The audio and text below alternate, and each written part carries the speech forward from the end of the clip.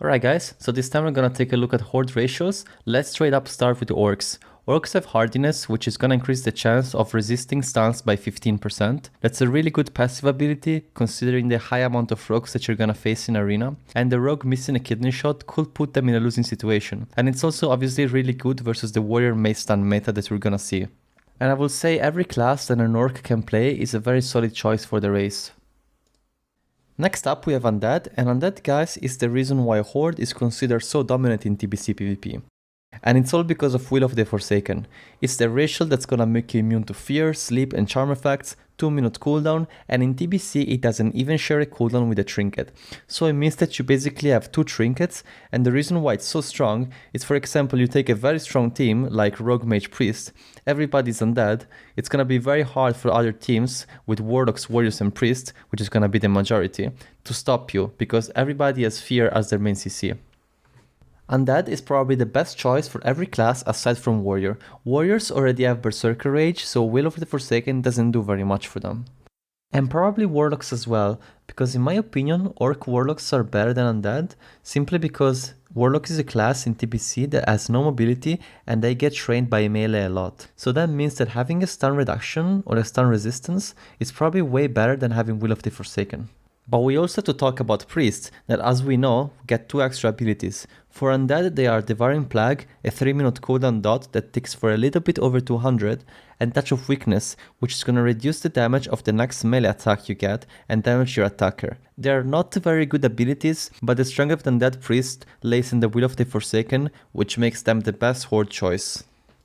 Then we have Taurens, and Taurens have War Stomp, which is a 0.5 second cast ability that is going to stun all close enemies for 2 seconds. It's extremely good in a lot of situations. For example, Druids can War Stomp and cast Cyclone, Shamans can War Stomp and cast a lesser in wave and possibly save themselves, Warriors can War Stomp to interrupt the heal on their target if their kick is already on cooldown, and Hunters can squeeze in their extra CC. Tauren is definitely a good choice for every class it can play, it comes down to preference compared to Orcs. Next up we have Trolls, and Trolls only have Berserking worth mentioning, which is a 3-minute cooldown that increases haste. It's just not the best ability for Arena compared to the other races.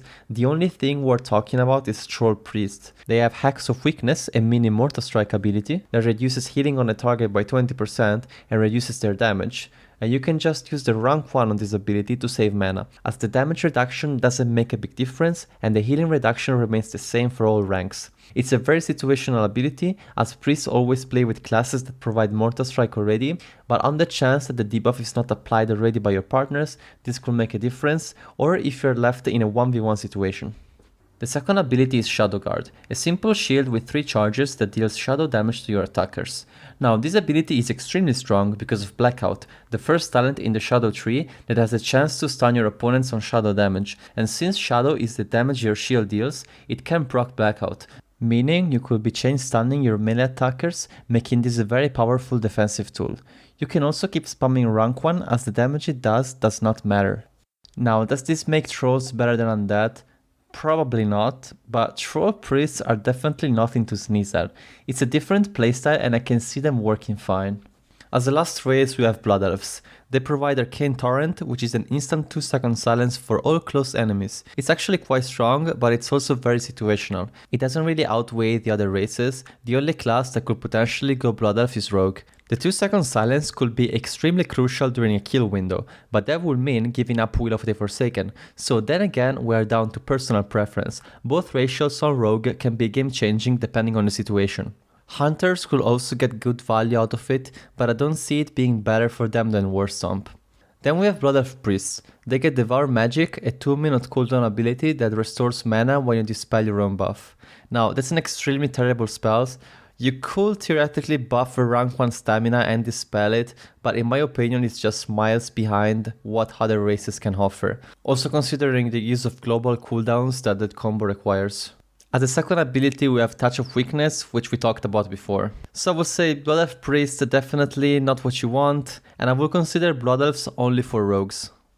And that was my take guys, I hope you liked it. At the end of the day, I think the strength of the Horde is all about the Will of the Forsaken for Rogue Mage Priest games, and I'm very curious to see how it's gonna develop once TBC releases. So see you guys there and thanks for watching.